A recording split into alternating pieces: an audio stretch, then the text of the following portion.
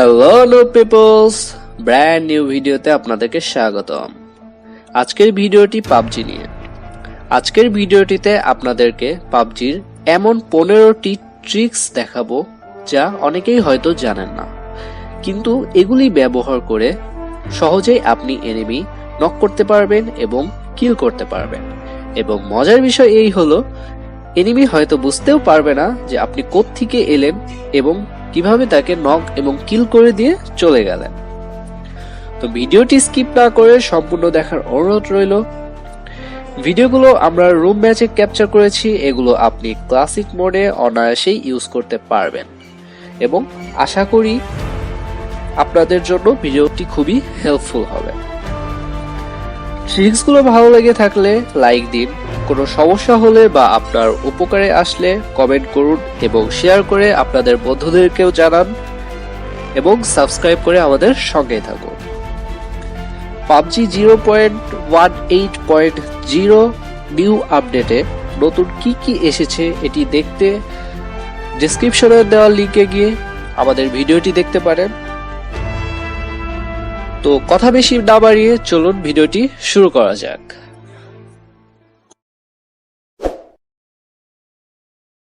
তো নোভোতে যাওয়ার আগে আপনারা দেখতে পারবেন এখানে দোতলা একটি বাড়ি আছে, যেটির ছাদে অনেকে ক্যাম্পিং করে। তো আমি দেখতে পাচ্ছি এখানে একজন ক্যাম্পিং করছে ছাদে। তো আমি টিভিপির মাধ্যমে তাকে দেখছি। তো আমি এপাশ দিয়ে পিছন দিয়ে গিয়ে তাকে সারপ্রাইজ অ্যাটাক দিতে চাই। তো আমি এভাবে ছাদে উঠছি। এভাবে ছাদে উঠে তাকে ইজিলি সারপ্রাইজ অ্যাটাক দেওয়া যায়। সে কখনো হয়তো বা কল্পনাও করেনি যে এনিমি পিছন দিয়ে এদিক দিয়ে আসতে পারবে। তো এটা খুবই উপকারী একটা টিপস, আপনি চাইলে ট্রাই করতে পারেন। এরপর দেখাবো নোভোতে কিভাবে একতলা একটি ঘরের ছাদে, যেখানে কখনো এনিমি কল্পনাও করবে না যে কেউ থাকতে পারে, তো এখানে পলায় থাকা যায় এবং এখান থেকে ইজিলি আপনি এনিমির উপর ফায়ার করতে পারবেন। তো এনিমি হয়তো বা আপনাকে নিচে থেকে দেখতে পারবে না, আপনার সামনে একটি শেল্টার আছে, তো এখান থেকে ইজিলি আপনি এনিমিকে মারতে পারবেন। এটি প্রিজনের পাশের একটি হাউস। তো এখানে আপনি রেলিং এর উপর উঠে এখানে যেই বাড়তি অংশ আছে এটির সাহায্যে এই ওয়্যার হাউসের একদম কোনায় যে এখানে আপনি পলায় থাকতে পারবেন। তো কোনো এনিমি হয়তোবা প্রথমে এসেই উপরে হয়তোবা এই পাশে দেখবে না, কারণ এই পাশে নর্মালি যাওয়া যায় না। তো পিছন থেকে যখন কোনো এনিমি আসে বা সামনে থেকে আসলেও আপনি এখান থেকে ইজিলি নক করে দিতে পারবেন। আর এখান থেকে পুরা ওয়্যার হাউসের ভিউ পাওয়া যায়। তো অনেক সময় হয় কি, পানিতে অনেক সময় অনেক এনিমি পলায় থাকে, যেটা অনেক সময় ডুবতে থাকে। তো ডুবের কারণে আপনি দেখতে পারেন না। তো পানিতে আপনি সিম্পলি একটা স্মোক করবেন, যদি আপনি কোথাও দেখে থাকেন তাহলে একটি স্মোক করবেন। চাইলে আপনি একাধিক স্মোক করতে পারেন বিভিন্ন জায়গা। তো স্মোকের মধ্যে দিয়ে এনিমির শ্যাডো আপনি খুবই ইজিলি দেখতে পারবেন। তো এনিমি সাঁতার কাটলেও পানির যতই নিচে থাকুক না কেন, এনিমির শ্যাডো কিন্তু ইজিলি দেখে আপনি তাকে ফায়ার করতে পারবেন। তো এটা জর্জ পুলের একটি বাড়ি।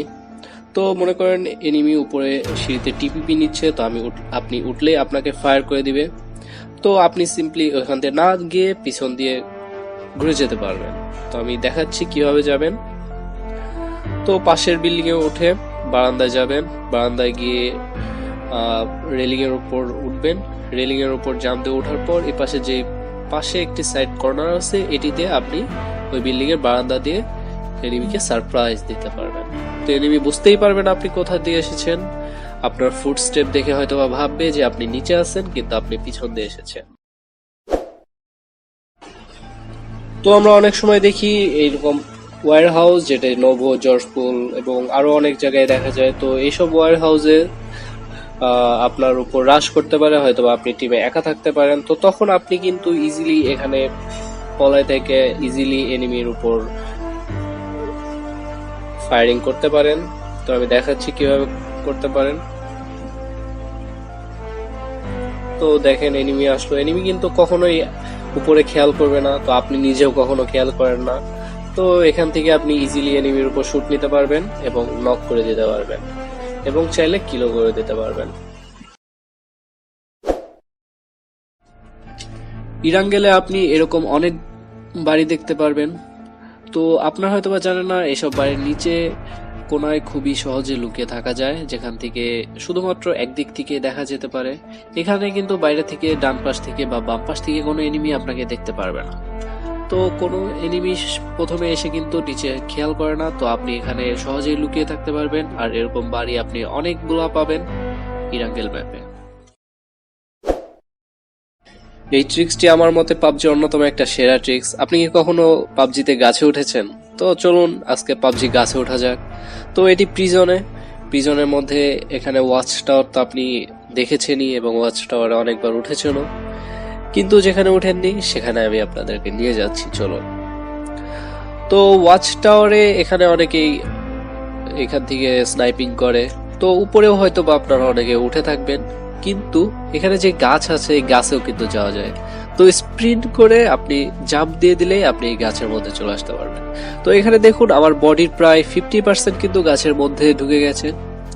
তো এনিমি কিন্তু কখনো খেয়ালই করবে না যে গাছের মধ্যে হয়তো বা কেউ থাকতে পারে। তো তারা হয়তো বা গানের ম্যাপে হয়তো বা গান শট দেখতে পারবে, কিন্তু বুঝতেই পারবে না কোথায় এনিমি আছে। তারা মনে করবে ওয়াচ টাওয়ারে, কিন্তু আপনি কিন্তু গাছের মধ্যে। এবং এখান থেকে নিচে পড়ে গেলে হয়তো আপনার পুরো লাইফ শেষ হবে না, কিছুটা হয়তো বা শেষ হবে। ধরুন আপনি ব্রিজের এই পাশে জোন পড়ছে, ব্রিজের ওই পাশে আপনাকে ব্রিজ পার হইতে হবে এবং আপনি ব্রিজ পার হওয়ার সময় হঠাৎ দেখতে পেলেন যে একটি ব্রিজ ক্যাম্প হচ্ছে বা একটি টিম ব্রিজ ক্যাম্প করছে, কিন্তু আপনি স্কোয়াডে একা। তো আপনি অবশ্যই তাদের সাথে পারবেন না, আপনার সেখান থেকে পলাইতে হবে।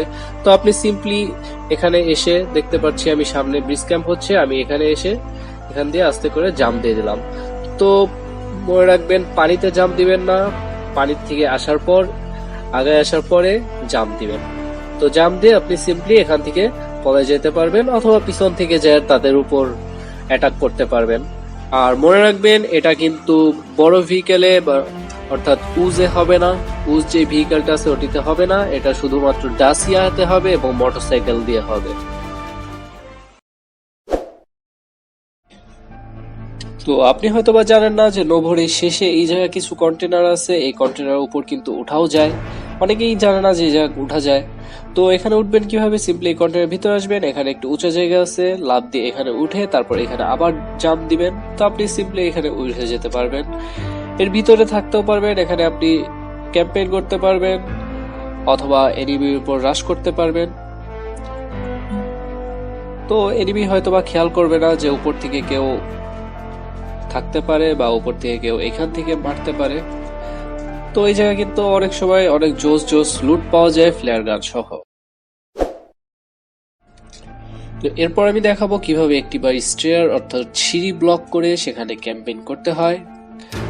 তো আপনি আপনার একটি গাড়ি আনবেন, ডাসিয়া, অবশ্যই ডাসিয়া লাগবে, ডাসিয়া গাড়িটি আনবেন। তো আপনি অবশ্যই এইভাবে রাখবেন না, আপনি গাড়িটি পুরো সিঁড়ির উপরে পুরাটুক উঠিয়ে দিবেন, একটু ট্রাই করলেই পারবেন। গাড়ি সম্পূর্ণ উপরে উঠে দেওয়ার পর এক্সিট দিয়ে দিবেন। এক্সিট দেওয়ার পর এখানে আপনি ইজিলি বসে এনিমিকে নক করতে পারবেন। তো এখান দিয়ে যতবারই এনিমি আসবে কিনা, এনিমির আসা কিন্তু একটাই ওয়ে আছে, সেটি হলো গাড়িতে গেট ইন দিয়ে এক্সিট দেওয়া। তো এক্সিট দেওয়ার সাথে সাথে আপনি খেয়াল করবেন এইম কিন্তু সবসময় দেয়ালের দিকে হবে, আপনার দিকে হবে না। তার করতে হবে কি, সে ঘুরে তারপর আপনাকে মারতে হবে। তো আপনি সিম্পলি এখানে এইম করে বসে থাকবেন এবং এনিমি আসার সঙ্গে সঙ্গে আপনি খুবই সহজেই তাকে নক করে দিতে পারবেন। দেখুন এটি কিভাবে হয়। তো এনিমি আসলো, এক্সিট দিল, আমি নক করে দিলাম, সে কিন্তু ফায়ার করার টাইমও পায়নি। তো এভাবে এখানে বসে আপনি ক্যাম্প করতে পারবেন, এনিমি উপরে আসতেই পারবে না, কারণ উপরে আসার একটি মাত্র পদ্ধতি কিন্তু ওটি। তো আপনি চাইলে গাড়ি ব্লাস্ট করে দিয়ে উপরে থাকতে পারবেন, তাহলে কিন্তু এনিমি কখনোই আসতে পারবে না। আপনাকে মারার একমাত্র পদ্ধতি হবে সেটি হলো বোম। এবং জোনের বাইরে যখন পড়বেন তখন আপনি হয়তোবা বাইরে চলে যেতে পারবেন এনিমি যাওয়ার পরে। তো এভাবে আপনি সার্ভাইভ করতে পারবেন। এখন আপনাদের দেখাবো কিভাবে পিছনে ওয়্যার হাউসের ছাদে উঠতে হয়। তো প্রথমে এই ছোট ওয়াচ টাওয়ারের ছাদে উঠবেন। প্রথমে এই ওয়াচ টাওয়ারের ছাদে ওঠার পরে এখান থেকে স্প্রিন্ট দিয়ে জাম্প দিলেই আপনি ওয়্যার হাউসের ছাদে চলে যেতে পারবেন। তো এই ওয়্যার হাউসের ছাদে দেখতে পারবেন আপনি অনেকগুলো ফাঁকা আছে, তো এটা দিয়ে আপনি নিচে দেখতে পারবেন, কোনো এনিমি আসলে ইজিলি নক করে দিতে পারবেন এবং এক ওয়্যার হাউস থেকে আরেক ওয়্যার হাউসে জাম্প দিয়ে যেতে পারবেন। তো এখানে যে 4টি ওয়্যার হাউস আছে প্রত্যেকটি থেকে প্রত্যেকটিতেই যাওয়া যায় আলাদা আলাদা করে। তো আমার মনে হয় পাবজি কোনো কিছুই এমনি এমনি দেয়নি, তো এই ওয়্যার হাউসের ছাদের ফাঁকাগুলো হয়তোবা উপরে বসে নিচের এনিমি মারার জন্যই হয়তোবা দিয়েছে।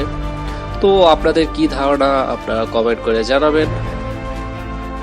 তো এখান থেকে ইজিলি নিচের এনিমি মারতে পারবেন। এনিমি হয়তোবা খেয়াল করবে না যে কেউ ওয়্যার হাউসের উপরে আছে, তারা ভাববে ওয়্যার হাউসের নিচেই হয়তোবা ফুট স্টেপ আসতেছে। তো এখান থেকে আপনি খুবই সহজেই নক করে দিতে পারবেন।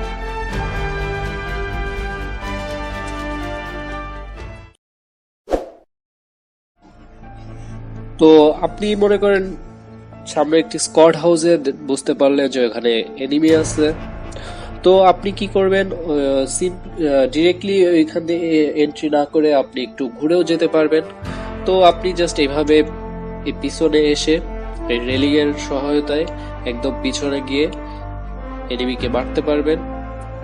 তো এনিমি কিন্তু দরজায় তাক করে থাকবে, সে ভাববে যে আপনি দরজা দিয়ে আসবেন, কিন্তু আসলে আপনি পিছন দিয়ে এসেছেন, সে কিন্তু বুঝতেও পারবে না যে আপনি পিছন দিয়ে আসবেন, সে ধারণাও হয়তো বা করবে না। তো আপনি এভাবে সহজে এনিমিকে মারতে পারবেন, এভাবে আপনি ফুল স্কোয়াডও শেষ করতে পারবেন খুবই সহজেই। তো ট্রাই করে দেখবেন, আর এটি করার সময় একটু সতর্ক থাকবেন, কারণ এটি কিন্তু নিচে পড়ে যাওয়ার চান্স অনেক বেশি থাকে যদি প্র্যাকটিস না থাকে। এটা একটি স্কোয়াড হাউসের ট্রিক্স। আমি বাইরে থেকে অলরেডি দেখে ফেলেছি যে একটি এনিমি দোতলার ছাদে বসে ক্যাম্পিং করছে, তো সে দরজার দিকে তাক করে আছে, আমি দরজা দিয়ে ঢুকলে হয়তো সে আমাকে নক করে দিতে পারে। তো আমি দরজাতে যাচ্ছি না, আমি দিক দিয়ে ঘুরে তাকে সারপ্রাইজ দিচ্ছি। তো এইভাবে ট্রাই করে দেখতে পারেন, এটি খুবই উপকারী একটি পদ্ধতি। তো এরপর দেখাচ্ছি নোভোর স্কোয়াড হাউস, যেখানে হরহামেশাই ক্যাম্পেইন হয়ে থাকে। এখানে কিভাবে আপনি এনিমি মারবেন, তো ছাদের ধরুন একটি এনিমি আছে যেটি সিঁড়িতে দেখছে, সিঁড়িতে কেউ আসলে মারবে হয়তো, তো আপনি এভাবে পিছন দিয়ে উঠে এনিমি মারতে পারবেন। অথবা মনে করুন দোতলা ছাদে কোনো এনিমি আছে, তো আপনি কি করবেন, এভাবে এপাশ দিয়ে গিয়ে টিপিপি সহায়তায় এনিমি দেখে এনিমিকে মারতে পারবেন। তো এনিমি কিন্তু হয়তোবা ধারণা করবে না যে আপনি পিছন দিয়ে এইভাবে আসতে পারেন। তো এনিমি সিম্পলি দরজার দিকে হয়তোবা তাক করে থাকবে, তো আপনি এভাবে সহজেই কিল করতে পারবেন।